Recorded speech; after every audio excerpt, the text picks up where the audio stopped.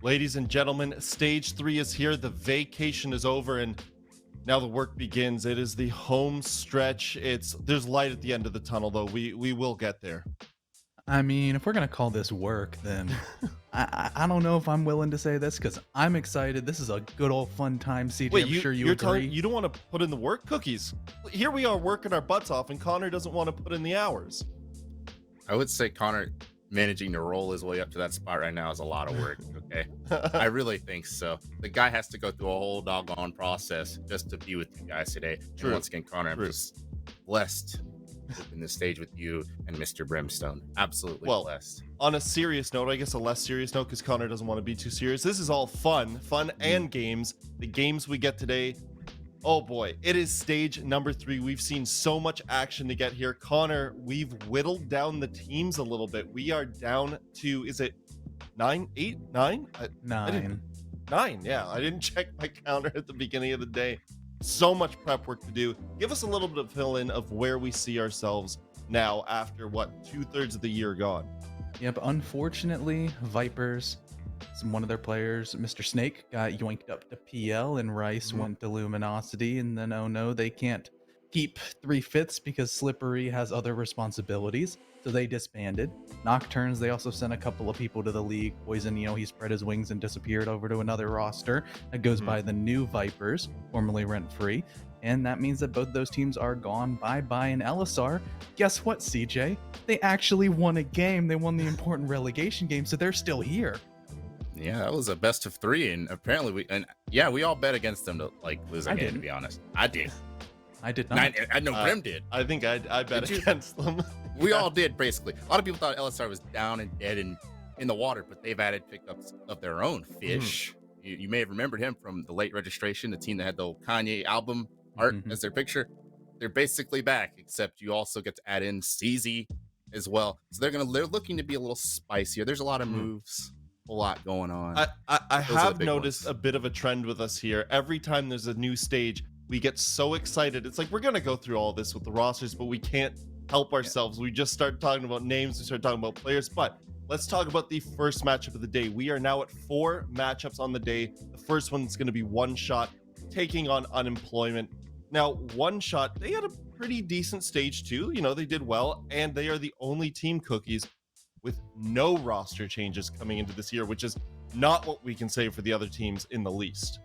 So the funny thing about One Shot is going into the final Playday, stage 2, it was looking like they were going to win it. I mean, they had everything set, and it looked like an Oculus kind of swooped in and took the spot. LG also popped One Shot on that final day. It was just they kind of flopped out of the winning stage 2 race. But don't get it twisted. This team is still second in the overall standings for the year. They've had an incredible year, not just stage 2. The whole year has been great. So why would you change the roster, Bram? You should keep the roster the same in DK. I didn't say they should. I just said they didn't. I was just making a point, man. You don't have to get offended. But yeah, you're directing it at me. It's the same spot. Why change? Now, changes did come in the form of Unemployment. This team, it was a bit of a write-off, stage number 2, and you know what? They decided they need to make some changes, but Connor, the core is intact with this team. There's a lot of the same, I don't know what you say, philosophy moving forward. Philosophy, you can always just say it's the Carnage B mentality because he leads this team. The name used to be Karn & Co. He's the titular man. Oh my gosh, used to be so good. OMG, it's Carnage basketball. But the rest of his team is really where this roster is going to shine. Sure, you might have Tra joining the Unemployment gang and kind of Hat getting sent over to Aqualix in a 1-for-1 trade. But Tra's not a player you can really snub your nose at. He was a solid performer in a role that he's not necessarily used to, and hopefully now the role should fit a lot better on Unemployment, as well as Brios, who's somebody coming out of T3 that a lot of people, they were getting up in arms and defending him and saying he might have the nastiest mechanics. One person, I'm not even going to name him, said that he might have the second best mechanics in all of North America. I think that might be a little bit of an overstatement, but Wow. Who said it? Name them. I'm not going to name names. You're not going to. Okay. I guess we'll never know who said that. I'm sure it'll come powerful around. words. I'm sure it'll There's come around. They were very powerful words, and I was like, Okay, let's get back on track. Let's go back to One Shot. Cookies, you seem heated about them. You seem to be defensive even when no one's attacking them. This is your team to talk about. I'm just passionate. Okay? I know. I love it. I love it. The sooner you understand my passion, the better. Okay, but listen to this. This team has played over the course of the year, played just about every map in the pool. And the maps they haven't played, I have no reason to believe that One Shot wouldn't be able to do well, and they're experienced. You've got pros. You've got guys that have teamed together for over a year now. Kilo and Swalen, they have the synergy to play just about anywhere. I will say they've lost on Theme Park a couple of times. If they clean it up going into the stage, they use their vacation, as you described it earlier, between stage 2 and stage 3 to actually improve on Theme Park. I mean, they can basically play you anywhere. That's unbelievable. And that's the type of thing that'll get you to Pro League. And yes, LeBrazer's legacy. A lot of people are talking dirty on Razor, what he did in the NAL. Is he selfish? Is he this? Is he that? This is the perfect, this is literally perfect for him to erase all of that doubt about what he can be as a player at this level and at the perhaps upper echelon, depending on how this stage goes for him and the rest of One Shot. Now, looking back over to unemployment, Connor, last stage, as we said, was a write-off. There were injuries, there were absences, there was everything in the book getting in their way. But it's looking like it might be a fresh start for this team in stage number 3 with, hopefully, fingers crossed, nothing standing in their way from victory. Yeah, I'm actually going to continue the basketball kind of metaphors and imagery here and say that Mikey Jordan needs to drop 23 because that's about how many kills per game CZ was dropping when we would see this unemployment team come out and burst an upset. Sure, mainly they were off stream because CZ's an off stream warrior, but regardless, when somebody was able to step up in a big way, the biggest aspect of unemployment that was missing was the fragging potential. Now that Mikey's actually going to be here for every game instead of like the final 2, hopefully he's going to be the one to step up because we've seen Whitlock not necessarily do that. We have a giant question mark on Brios. Traz really is more of a support player, and Karn, he's old. We don't really expect him to drop a 23. And sure, with the question mark on Brios, that's kind of the are you ready for prime time? He really wasn't on an upper echelon T3 team. He wasn't playing in the big leagues like the SCSs and even the SFCLs and doing well. So is he going to be shaken because he knows there's a stream with a couple hundred people watching him? That's a very valid point. There's only one way to find out, but before we get to that point, we are going to dribble our way on over to the map veto cookies, and we're going to find out what court we're going to be playing at. Indeed. Any second now when the graphic comes. There you go. Guys. Indeed. If you were listening to me earlier, I don't blame you if you weren't listening to me. I'm a moron. But I did say, guys, One Shot can play it just about anywhere. And Bank honestly would have been one of those maps. I would have totally been down for a One Shot Bank.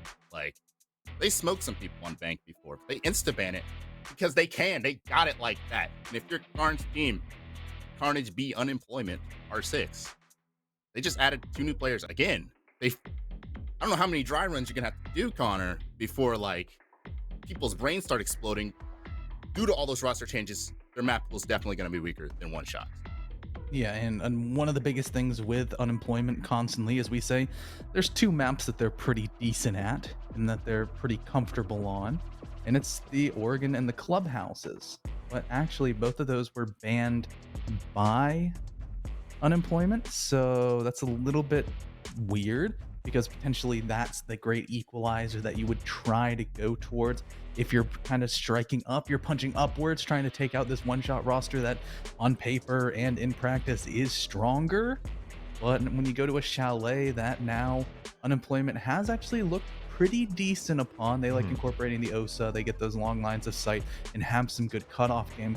But once again, it still required CZ and Hat kind of going huge for them to do well, and those players aren't there anymore. Okay, well, believe it or not, these players are dying to play. Let's quickly run through the predictions.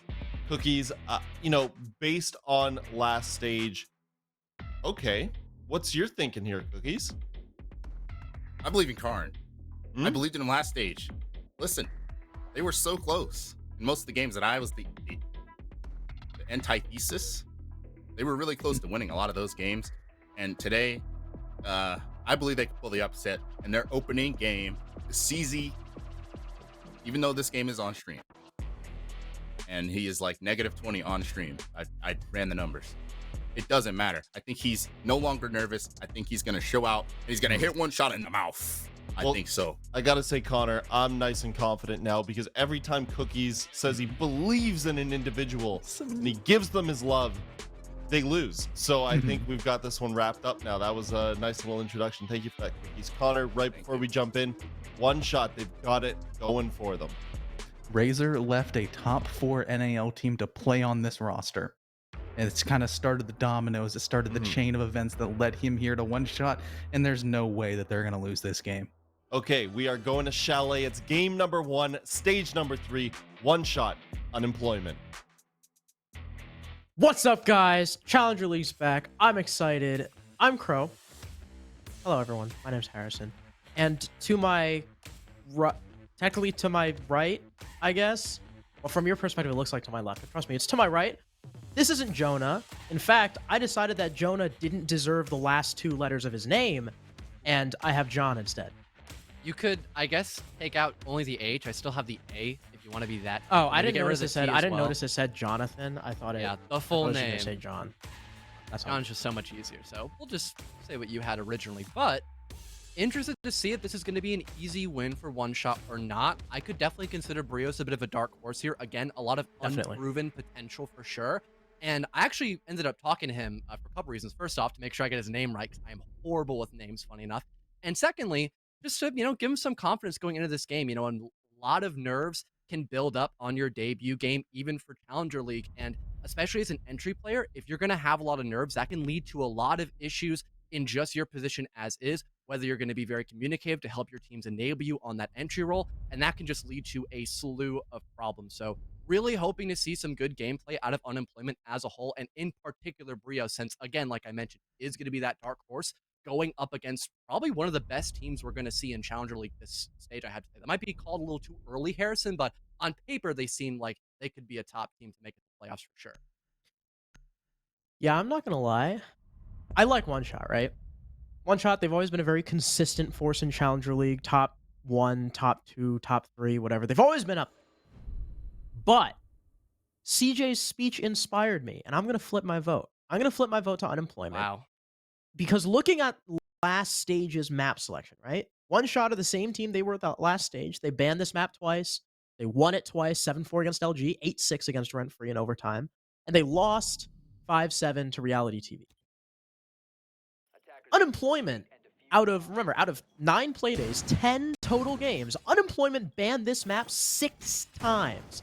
So if they're gonna bring One Shot here, they gotta have something cooking. So I've been inspired by CJ. I'm gonna join him in Unemployment. I don't want to say that. I'm gonna join him in rooting for the team known as Unemployment. Better wording there. Don't want to. Yeah, I don't lose your job on face it. Please don't fire me. Fingers crossed. Well, speaking of the desk, they did mention the emphasis on OSA for a map like Chalet. Mikey seems to be locking that in, only a couple seconds to potentially repick. And on a site like Wine, she's pretty good overall. You can have that really long angle with your talent shield looking down and through Wine Tiller, having that cut off all the way down through Connector. And if you want to go for something more direct as well, you can also have a couple of OSA shields outside the snowmobile double wall as well, just to add extra pressure. And for unemployment, Mikey is already on that back snowmobile mall. He might just have one of these shields set up in advance. His ace can then get the back wall opened up, and then a majority of their teammates can end up rotating around in through that back position leading in through Wine, unless they want to go for something more direct, which also could be in the playing cards as well, since a lot of teams like to opt to go in through main and maybe go and plant near that cabinet area. But for unemployment, already starting out on the right foot as Tra finds the opening kill. MVK is already down. One of those roamers being dealt with. We haven't really discussed a lot of the changes this season either, and you can already see one of them, Mikey not bringing smokes on the OSA. Instead, he's got those impact EMPs, and of course, because the only wall denial was signal jammers from Kilo, easy EMP, Karn sends out his ace charge, and there you go. You don't even need a Thatcher. So with those new EMPs, Thatcher, the reason why I love the EMPs is because they are useful, but they're not nearly as good as Thatcher's EMPs. So it's nothing close to power creeping Thatcher, but you will definitely see his ban rate go down quite a bit, which, again, we love variety here in the Rainbow Six Siege esports scene. So things slowing down a bit now after that first pick, and Kilo ascends the stairs, one pumps Brios, the rookie goes down, but Mikey is not far behind with the refrag. Now someone has to fill in that position near stairs, most likely, to make sure no one can try to lurk their way down. And have some nasty angles potentially in the late round. Seems like the alibi of Razor is still up above. If he plays his cards right, he can maybe work some sort of refrag and tie things back in here for one shot. The Sledge completely unaware of the alibi's position, brings us now to 3-on-3, and Razor, not overplaying his hand, he'll fall back down below, so things can be on completely even footing with just about a minute left here for Unemployment to still to try to work out some sort of execute. Because of those EMPs, again, it's not destruction, it's disabling. Karn probably wants a wider avenue into sight, but can't do much about it for now. Prod will be spotted behind that filing cabinet, and intel gathering was a big focal point. It was a big criticism of Unemployment last stage, and it seems like it's going to hurt them again with Razor getting that kill upstairs completely undetected, following it up onto Carnage B, the man outside the garage door who was playing behind an OSA shield. Makes you think maybe he tried to shift position. Either way, beautiful headshot from Razor. That puts the round in his team's favor, not just with man count, but positioning as well. Garage door is closed. Mikey's got to try and force himself down the main stairs. He'll try and tuck in the corner and plant here on the OSA shield, and it might work. Whitlock gets one kill on the cover. He's looking for the second, not getting too aggressive. He doesn't want to allow Swaylin the kill, but he finally gives up his life. And of course, Mikey just being seen right through that shield. It's see-through. Razor spots his every move. 3 kills for the alibi, and 1 shot with the first round. Fantastic retake for 1 shot, especially in the mid round as well, because we had a lack of a full clear done by Unemployment. That allowed Razor and also Kilo to kind of linger for a good chunk of time in that middle floor, getting a couple of picks back and then allowing themselves to fall a bit back. At least Razor was able to fall back. Kilo ended up falling down through the top of the stairs as well, but altogether, having that decent man count still for the end round was able to allow for a pretty smooth and concise retake as a whole. And it almost seemed to work out once that diffuser went down. Unemployment had the talent shield to make sure no one could be too aggressive near connector. But again, they were just so short on positions because they didn't really clear out that top floor and lost a couple of players up above that it just, again, it made everyone's lives so much easier on the side of 1 shot. Now they get to opt to go in through kitchen and dining rather than having to have that potential first loss on the board so early in this matchup. I do like the adjustment though from Unemployment with that idea to just bring the, you know what, screw it, bring the OSA shield down. They don't have C4s, try and plant in the corner. The only thing I didn't like about it was how Whitlock played it after that initial kill. I mentioned he was trying to play semi-passive, just sending pot shots into blue to keep Swaylin off the angle. You can't really afford to be full on taking that fight. You need to supply suppressive fire, you know, covering fire, not taking that aggressive stance and trying to find the kill, because allowing the opportunity for Swaylin there is really what did them in, because again, OSA shield, it's kind of tough sometimes to win an OSA shield like that, especially such close range. But Unemployment no longer bringing that OSA. They've got Lion and Buck now. So Lion will swap onto those EMPs. He's the other kind of, I guess I would consider Lion and Osa to be the really meta operators with EMPs. Dokkaebi as well, to a lesser extent, but those are probably the 3 main operators you're going to see with that secondary gadget. But Carnage B, the focal point of most of these attacks, considering he's the only hard breacher, will be our first casualty. I'd have to see some sort of major adaptation now by Unemployment, potentially having a very difficult time clearing out this top floor extension, and then afterwards even being able to execute properly. That dining wall being opened up is always such a major factor for attacking teams when they want to go in for a default attack against kitchen and dining, and that's just not even going to be a major point for them at all. Like you had mentioned, the Habana now completely off the board here for Unemployment. 1 shot now having a much easier time being able to stay on this room above, and Kilo, a beautiful 1-tap with the UMP, able to slow down Unemployment even more. And really, they have no major ground to fight on at this point, I would say, Harrison.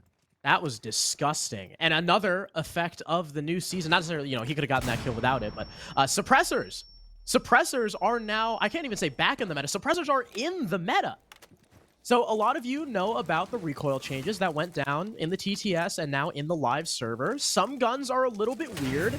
Attachments, a lot of people consider Flash Hider now king.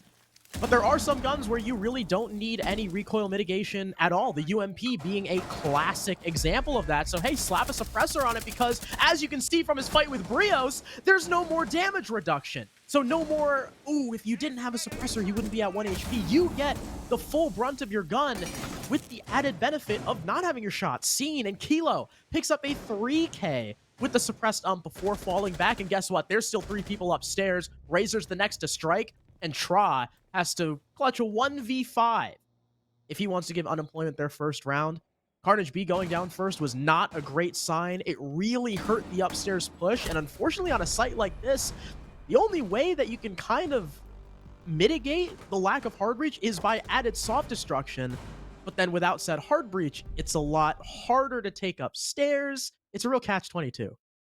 And I love the passivity there by One Shot as well, because they knew Unemployment had no more hard breach on the board. They ended up giving away a little bit of map control and instead just played in these positions where Unemployment had to funnel themselves into One Shot and take these very unwinnable 1-for-1 gunfights. Even when you had Rios and I believe Trod trying to coordinate together in through office through both the doorway and piano, it was still very challenging to deal with the castle in the middle of master, especially since you don't have anyone playing on that master repel. So again, it allowed One Shot to take these very straightforward gunfights, and because they already had the man advantage, worst case scenario, if someone dies, they could play for a trade and still have top floor control. And again, Unemployment, because of the lack of a hard breach, they have little to no options and just have to walk into their own grave at that point. They don't really have any major options to try to execute onto the bomb site until they can clear out a majority of the top floor extension. So One Shot just playing into their strengths so well, just based off of having that opening kill by Kilo. Kilo has been a star for this team ever since he joined it. I mean, how many times are we saying Kilo's name despite being that hard support player, despite, you know, being the guy stuck on castle, playing the thermite on the hard breach most of the time? He is a driving force for this roster as well as the primary IGL. So we cannot sing Kilo's praises enough, although in this game it's not just been him, it's been Razor as well.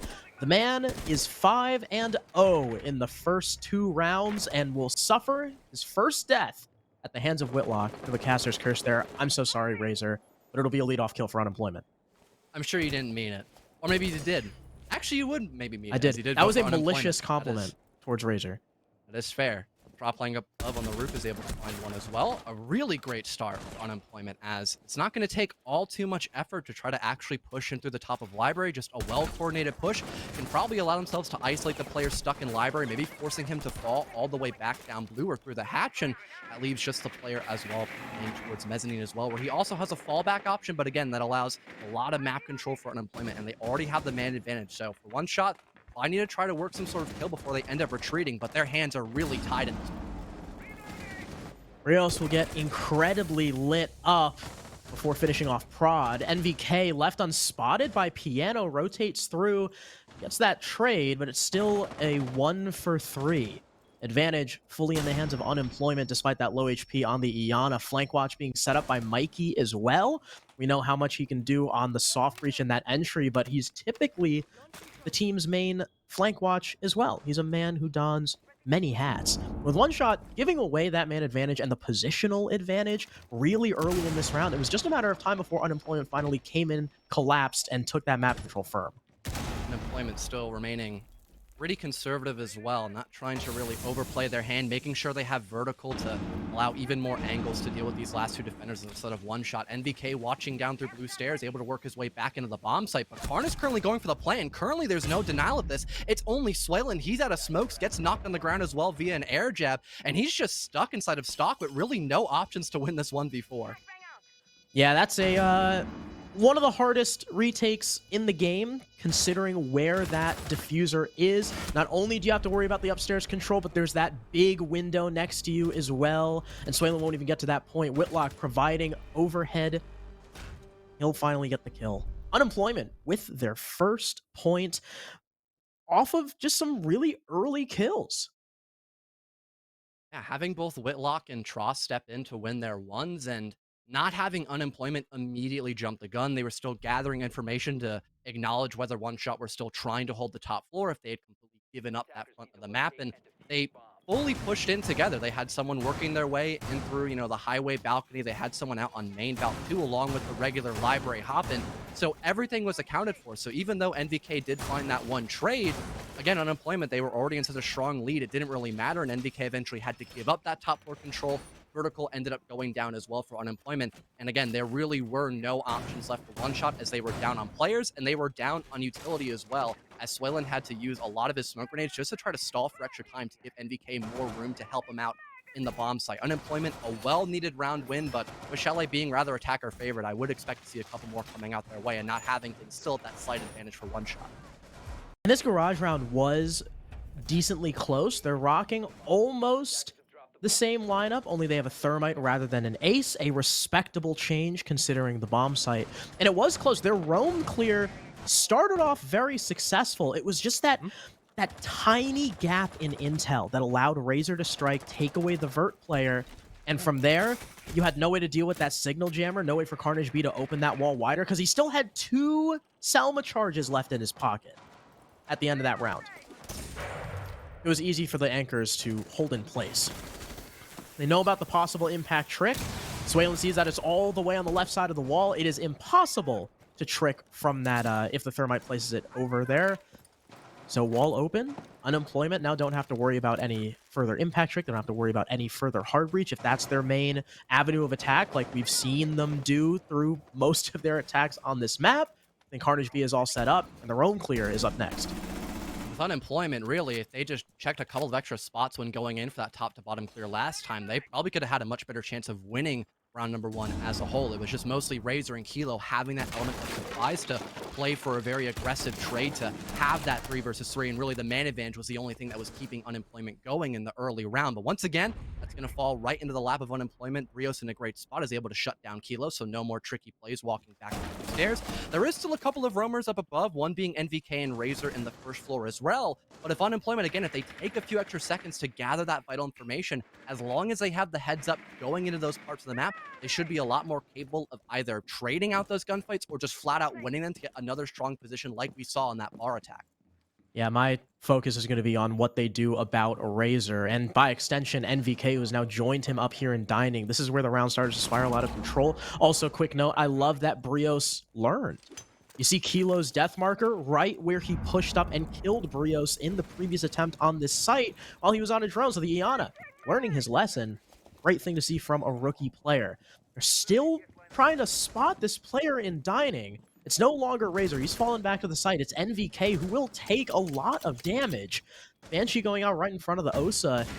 And Mikey's the one with Case. So instead of Case being funneled through that garage door, it looks like they really want to plant behind this filing cabinet and just have that garage breach open to cut off rotates and provide more coverage for Mikey. There are impacts, though, plenty of them. NVK and Swaylin have them, but NVK is upstairs, never mind. Back on the site, gets a brilliant headshot. Out goes the impact, down goes the planter, and the round has fallen apart for Unemployment. They have to expect that there's going to be some coverage for that on site with the sheer amount of explosives that the defense has at their disposal, but they don't.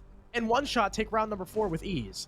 Not having any vertical as well to play over near connector, just assuming that that one talent shield would be enough was just a bit of a overstatement there for Unemployment. One shot quickly there to punish and able to take their 3rd round on the defense. And those impact grenades, major point for one shot as well. Immediately after round 1, we saw a bigger emphasis on bringing impacts as a whole just to try to hard counter those Osa picks as much as they could, and we really saw that shine in through. That gave a lot of leeway for one shot to work with, better chances at able to stop that defuse from going down, and we saw that perfectly executed by one shot as well, taking, like I said, a 3rd round on their defenses and getting back to Dining Room and Kitchen. Unemployment now a little more aware that they might need to try to keep their hard breach in safer positions, as immediately when they lost Karn, they really had little to no chances of salvaging that round when they first saw this site and play by one shot. That was just weird. Because the only possible way that they're going to be able to deny that plant is by impacting the shield and then swinging connector. So why not have connector open? You had all 5 members still up. Nobody was dead. That's just a lack of planning from Unemployment. Whitlock and Brios have 3 kills apiece. Trav with 2, Mikey with 1, Karn with nothing. A very slow start for this team that typically runs hot on their guns. That's kind of how a lot of their playstyle went in the last stage. Whenever they were winning games, it's because they were fragging out and keeping up tempo, controlling that pace with the other team. But one shot have fought tooth and nail, especially MVK in that last round, coming up huge with that impact and allowing his teammate, I think it was Razor, to kill the planter. And like you said, Unemployment You need to keep Carnage B alive. We just saw what happens when you don't have your hard breach to open up that office wall and that dining wall as well. And One Shot are looking like they know exactly what happened last time, and they want to keep that pressure on. There goes the hop in. I believe just by a Gemini, though. Rios making sure that library is fully up for grabs, so they're not going to walk in blind and potentially lose a player early on like we saw last time this site was in play. Finally, the map control established now by Unemployment. That was a really good fallback by One Shot once again, maybe just trying to have their opponents funnel into them once again, but this time, Carnage, he is still alive and well, so that office wall can get opened up and better coordination can be established over near office to slowly push back that extension. And every single bit of secondary utility is still on the board, and with there being pretty much just ADSs left to guard that shield, it should be a pretty easy position to clear out so long as Unemployment just don't get too aggressive in their placements. Rio Karn able to get his hard breach down. I believe I heard a... Oh, no, I didn't hear it. I thought I heard an EMP. Oh, maybe it was the Bulletproof? Because the Bulletproofs have those EMPs. Speaking of Bulletproof, NVK has one in his pocket for whatever reason. Maybe a bit of a misclick with the camera. Prod also has 2 impacts in pocket for impact tricking that dining wall. Razor is on a very mean angle. If I died to that, I would be absolutely livid. Shout out to Razor's old team. But things have slowed down for Unemployment. They've got that wall open. They're setting up for this upstairs clear. Whitlock is going to check the angle, but Prod is the first person to land the kill. I really thought Whitlock had that, but Rios goes down. Swalen is traded out. That's going to be the smoke dead, and that's a huge pickup for this attack, especially with how little time is remaining. But Kilo still upstairs, and Unemployment are working like they don't know he's here. Skeleton Key coming around the corner. Mikey not looking at the right spot, but finally checks behind the bookcase.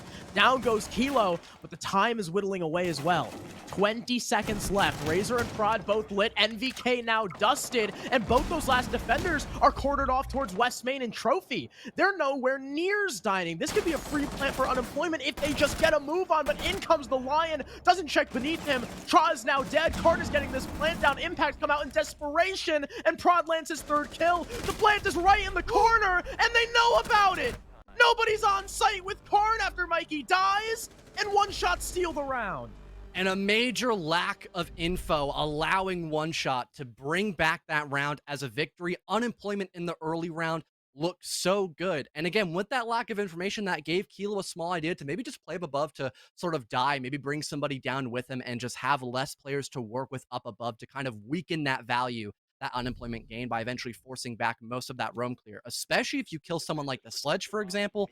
No vertical, that removes a lot of pressure that Unemployment could have built up. Wasn't a horrible idea, but the execution of it, unfortunately, didn't work out for him, as like he was expecting some sort of rat play to brew up above, but not having anyone fully aware that someone could still be playing near West Main did allow a couple of extra kills to go the way of One Shot, and they were perfectly able to collapse back into the bomb site to stop that defuse from going down, especially when they reclaimed trophy control as well, and it was only the planter still trying to stick that defuse on the ground, and your vertical player as well, who had a lot of natural parts of the environment blocking his line of sight near the back wall as well. And again, a major lack of information for him to not be able to stop that player in trophy room in time. And One Shot so far, besides that one round we saw on bar, they have been looking solid throughout their defensive rounds, and really, if they just don't overextend, they might have a strong chance of keeping these bodies alive on the top floor and maybe completely stopping Unemployment from even finding a 2nd round win on this first half. One Shot are poised to shut out this entire map. Conversely, if Unemployment can just take this round, then there's still a chance they could win. Could just be looking at a defender-sided Chalet, one of those rarities.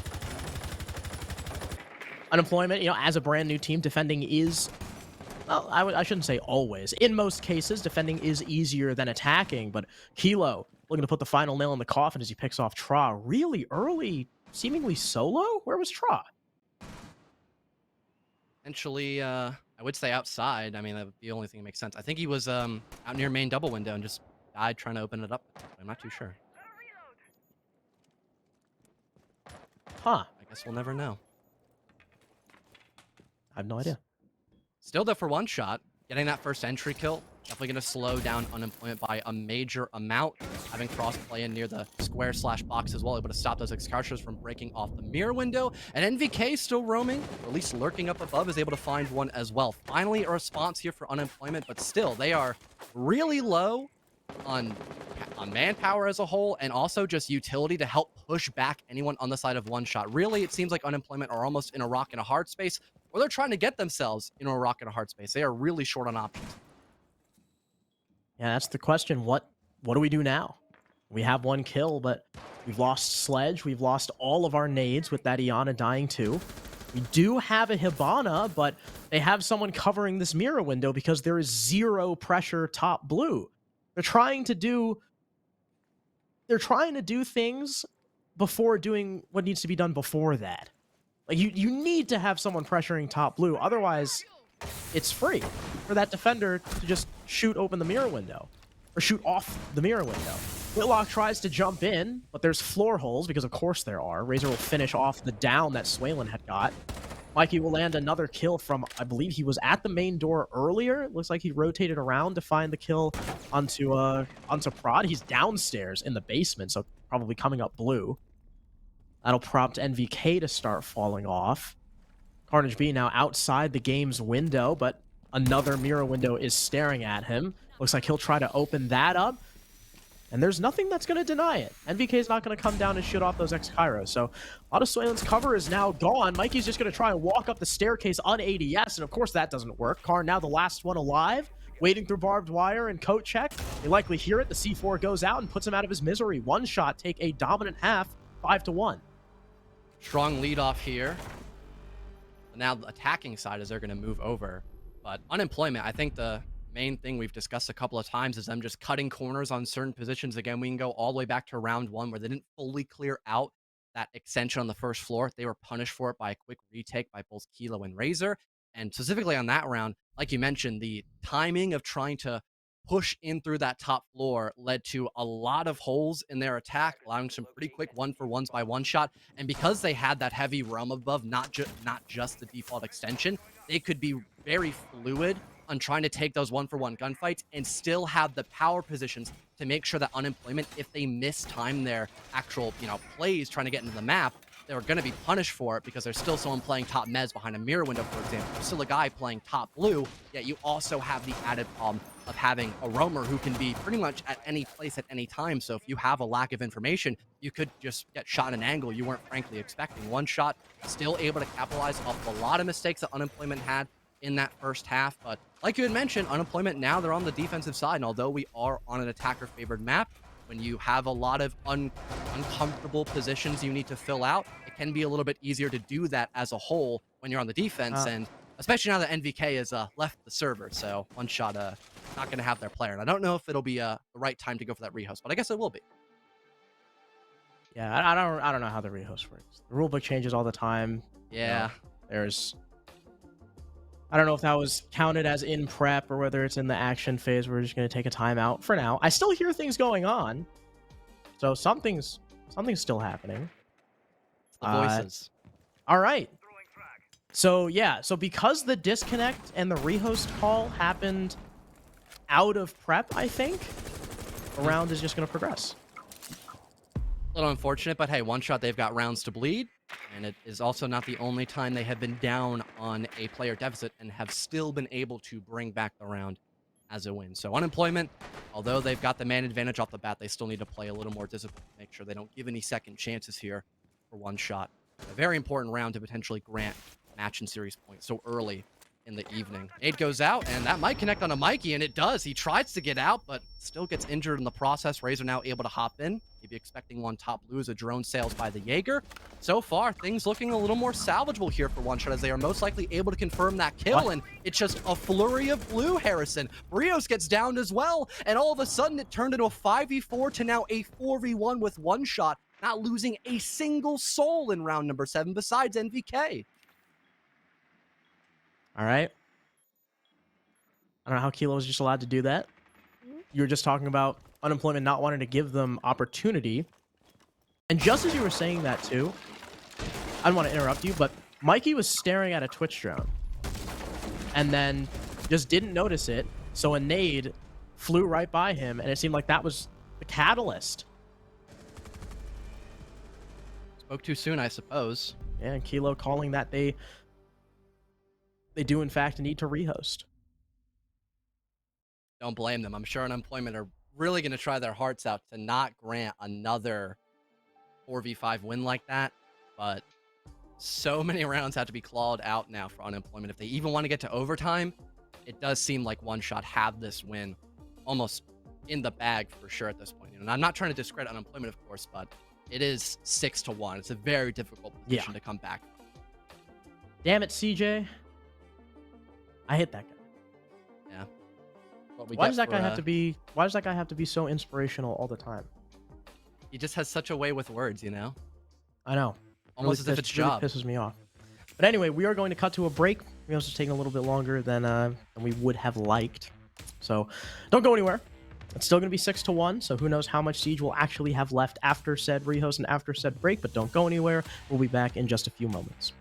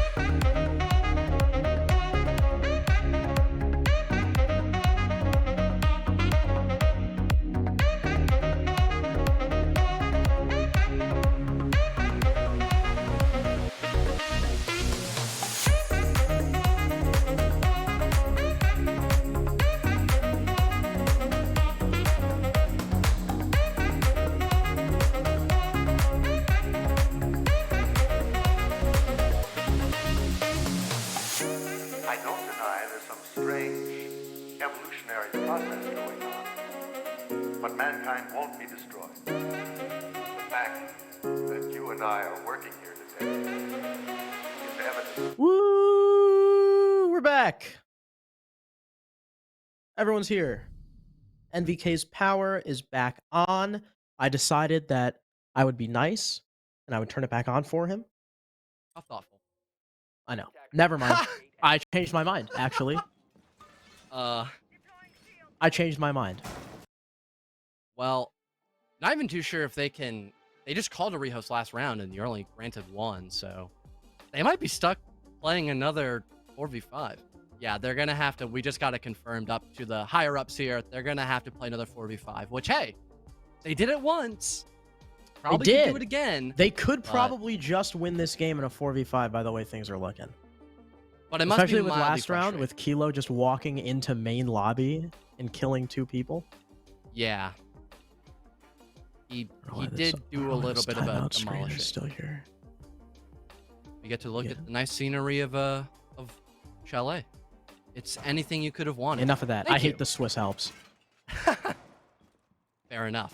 Well, what a terrible view. I'm kidding. I don't mean that. Not really too sure what the overall game plan is going to be here for one shot. I mean, they still have vertical, so if they want to do a top to bottom, it's not the worst idea possible. Or maybe just a light clear as a whole, not trying to risk too much by being. They have a. Okay, I see there. He's on. That's the one thing I. Yeah, that's the one thing I missed is the light, subtle like dad jokes that we had going on during Rels. That's back though. Can't get enough of it, but one shot. Also, yes. I liked the drone spot on the Cade Claw and then the directed EMP because the EMP's radius is really, really small. You can't just like whip it at the wall like you can with Thatcher. Like you can't just put it on the roof like you can with Thatcher and have it disable literally everything. You gotta be real precise. All right, the execute is just happening. No roam clear necessary. Stuff's going out. C4 out from the Cade. It's not going to land. Plant is going down. Prod dies to Brios, and the plant is going to fall off. So, Brios with the opening kill is going to dissuade one shot from their very aggressive stance on that execute.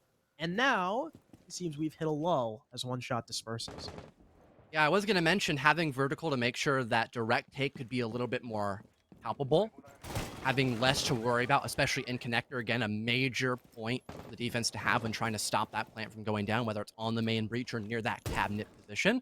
But it seems like they wanted to try to get in as quickly as they could. Finally, a trade here as Swalen shuts down Karn. But still, because that disconnect by NVK, they're still at a disadvantage. And they have no more shields. Really, the only coverage they have is going to be that one smoke, as Kilo steals one in their back pocket. But currently, they're playing in Fireplace, so it seems like if one shot were to win this, it would most likely come down to just gunfights. They're not really trying to play for the objective. That's a good kill onto Razor as well from Tra, ensuring that there will be no vertical play, or very minimal vertical play as you see Kilo just shooting at the floor. Actually, can we take a look at Tra real quick? Let me see where he is. Oh, damn. I want to see if he has a suppressor. Because I was going through with a couple of people, like, who, with suppressor being kind of in the meta now, who would be an ideal suppressor character, right? You got, like, Nook, right? Like, we figure, you know, Vigil. Yeah, there we go. Vigil on suppressor, right? You hide from drones. Because now you can shoot the drones without there being a tracer. Right? Yeah. That's pretty sick. And speaking of, Kilo is dead. Now it's just Swalen. He's hanging outside the garage. So no chance for one shot in this round. I liked the idea, you know, try and catch unemployment off guard. Just go for your really quick default execute. But Brios shut that down. And from there was really no hope. Whitlock shuts it out. And unemployment take their second point. Also feel like it's... we have to rehost again? We might just have to. But, I don't know. It's all in technicality. So we'll leave it as a blank term. Because... it's like, you can't join back. Yeah. All right, cool. We're sending it to another rehost and another break just shortly as well. But hey, unemployment. They're taking their opportunities where they can. They got around at least. But yeah, we're going to get this rehost done as quickly as we can. We'll go back to another break and be hopping into this first best of one as quickly as we can. Don't go anywhere. We'll be right back.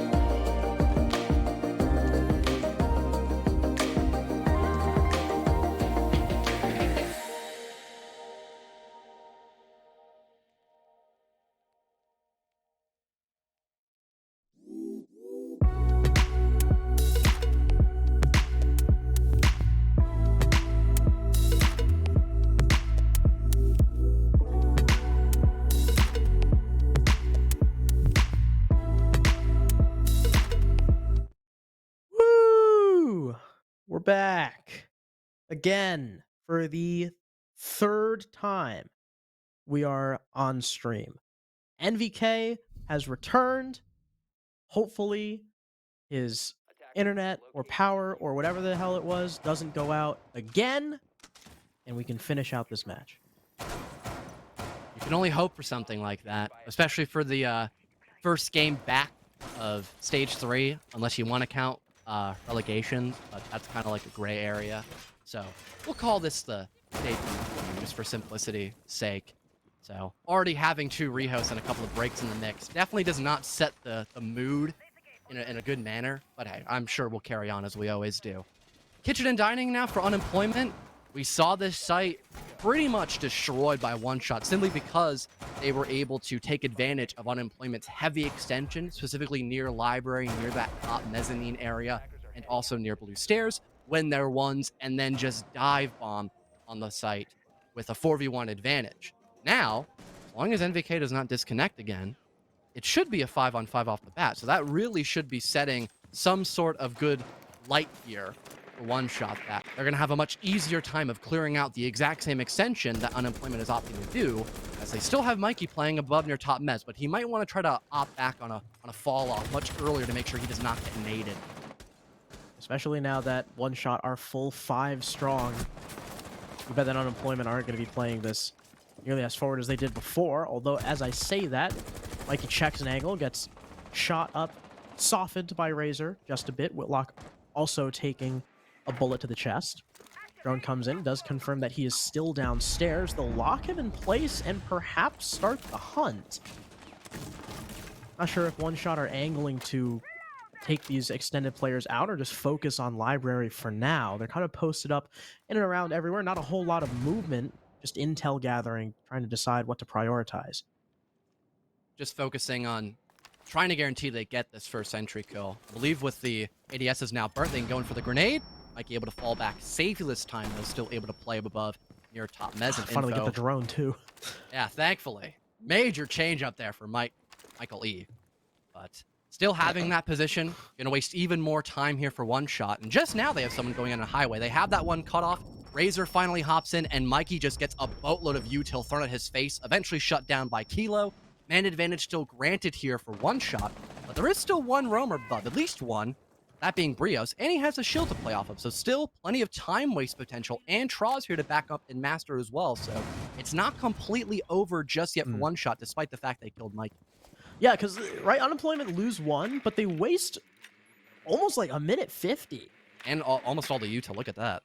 Yeah, so decent job done to Mikey, even though he didn't get a kill back. Now it's on the rest of those roamers and the rest of those anchors to solidify this as a round win and keep them alive.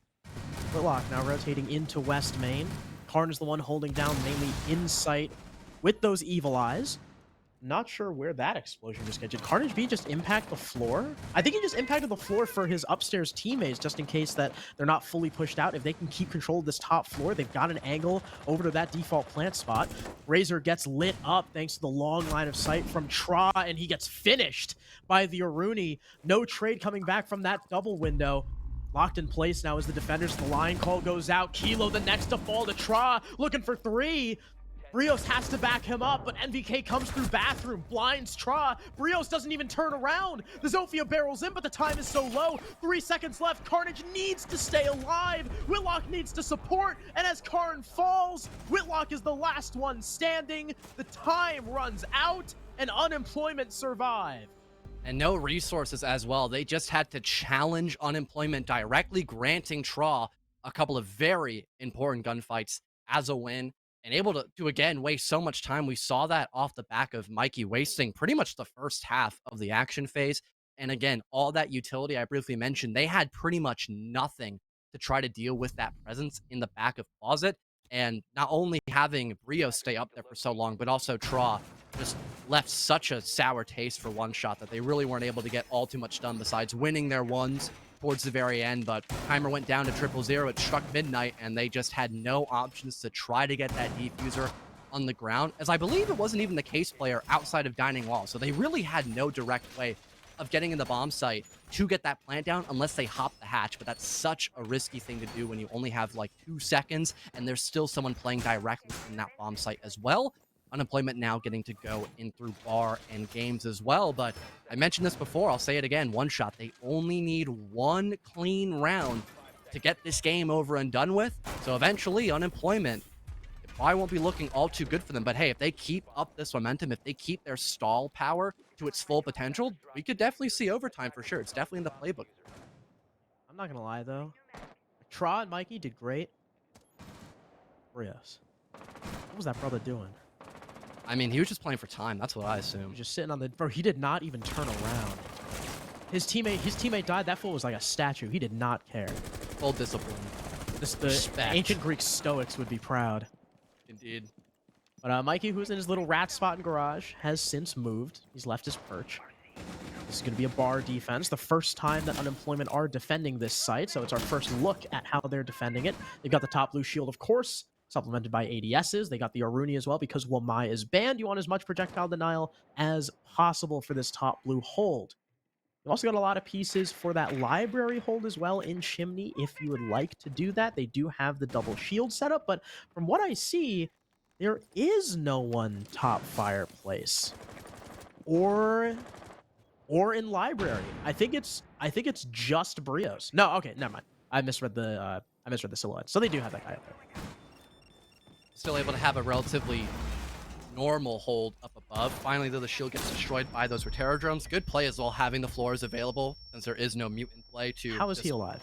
have a very straightforward clear up above. A little shocked about that too, but hey, Whitlock will persevere and still try to waste as much time as he can up above, but he doesn't expect the floors, or no, pardon the sledge, my mistake. Just walking in on him. Brios tries to refrag, but gets shut down by Razor as well. A great walk-in by the sledge player, and all of a sudden, One Shot have a fantastic lead. They can start working down on vertical as well, and still all the time in the world to have a very solid execute with such a good man advantage.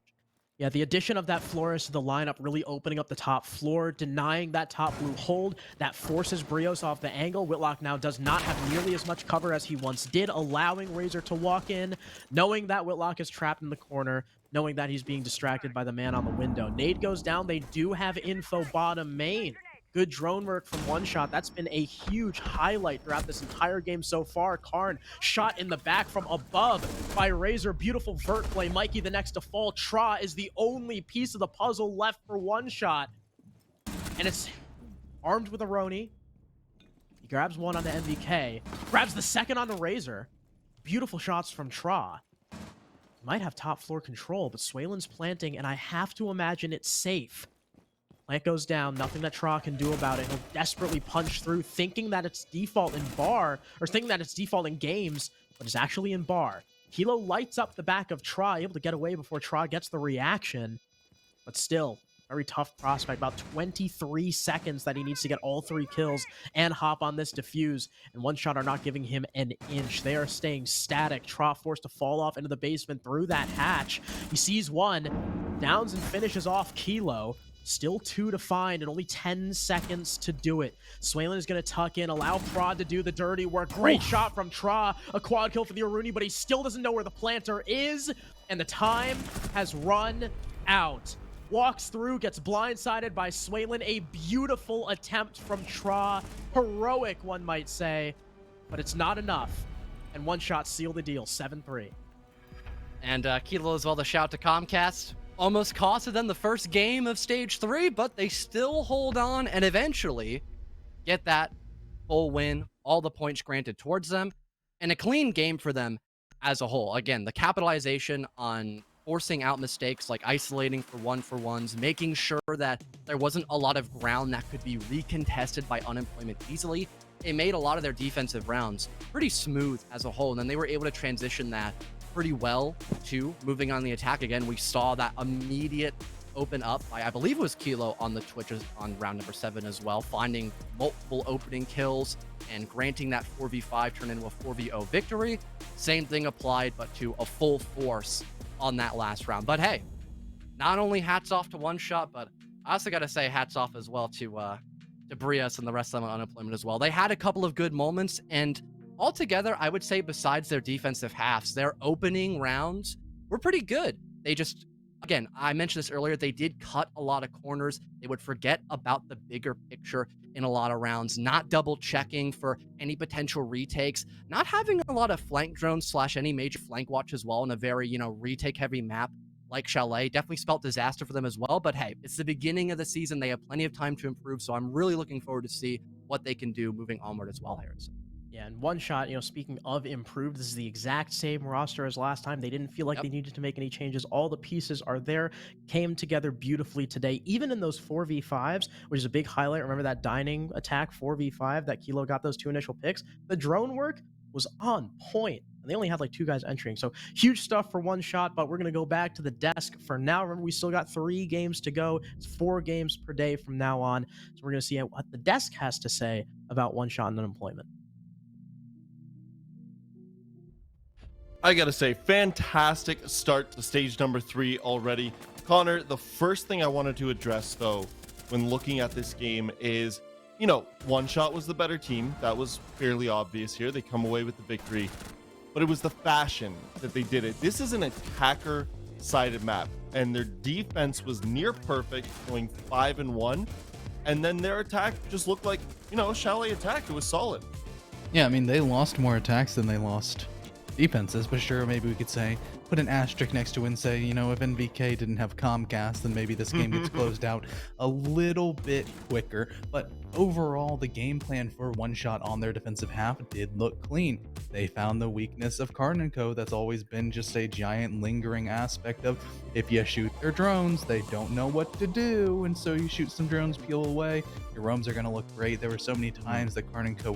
Unemployment were just completely stonewalled. They didn't know what to do. They didn't know how to break down an extension on the defensive side, and it's just easy rounds. Another thing to note, Cookies, I mean, this is why we saw no roster changes. There were at least 3 players with a 3K or better each. This is just a team where every player, I don't know, better in experience, what do you kind of chalk it up to, that they can all get the job done? I would say they're just good at this video game. That's a great way of putting it. I like Vern, that. like if I could put it like this, stage 2, it was hard for me to pick like who was the best player for One Shot, because Kilo obviously was good at getting the bomb down. He's good at making the calls, the IG yelling, and he was killing people. And then Razor, of course, technically based on the algebra, was the highest rated player. It's just like they do have like a 5-headed horse there. Yeah, I don't know what that's actually called, but they're looking poised to do good things this year. I mean, they're with that game actually. Pretty sure they actually vaulted into first place for the year. Of course, we don't have a graphic right now. They're just neck and neck with They're like, Luminosity. it's 44 and 44 with Luminosity in One Shot. So it's shaping up to be a nice little race here at the end for sure. Well, we've got a few more questions to ask, but I won't ask it to you guys. I'll ask them to Swaylin, the man we're used to talking to. Swaylin, we're here again. Oh, I feel like time has not passed. We are joined together for the interview again. I gotta say, how was the off season? Because it looked like it treated you guys well, coming back with that victory. It was nice to have like a little break, and then after that we just kind of like doubled down. We had a lot of issues last stage, so we just made sure that we were really focused on fixing them for this stage. So even though we went with no roster changes, there were definitely things that you guys wanted to see changed in your gameplay. Yeah, I'd say definitely. There's just like a lot of like little things that people just don't pay attention to, and obviously can't see from like the outside of the team. Did you feel like today was kind of in the right direction of some of those things you wanted to work on, or did you still notice some problems crop up? Definitely there's like sometimes that, we noticed that some old like bad habits were coming up, but we just made sure that we were really like focused on the little things today. And one last question for you. Did you feel like that momentum when you had the disconnects with NVK, did that affect your momentum at all, or would the game have played out just the same? I don't know if I'd say it really affected momentum. I mean, we won like one of the rounds that was 45, and then after that, obviously we had him back after like another round, I think. So I wouldn't say it. Okay, well, congratulations on your first win, Swaylin, and I have no doubt we'll be talking many more times this stage. Thank you. Always a kind face in Swaylin that I get to talk to after their inevitable victories, which we all knew about, but Cookies apparently, he doesn't know that One Shot wins all their games, so he'll figure it out as the stage goes by. But 3 more games to go today. We're going to go to a quick break, and when we come back, that other top team we were just talking about in Luminosity Gaming and they'll be taking on Vipers.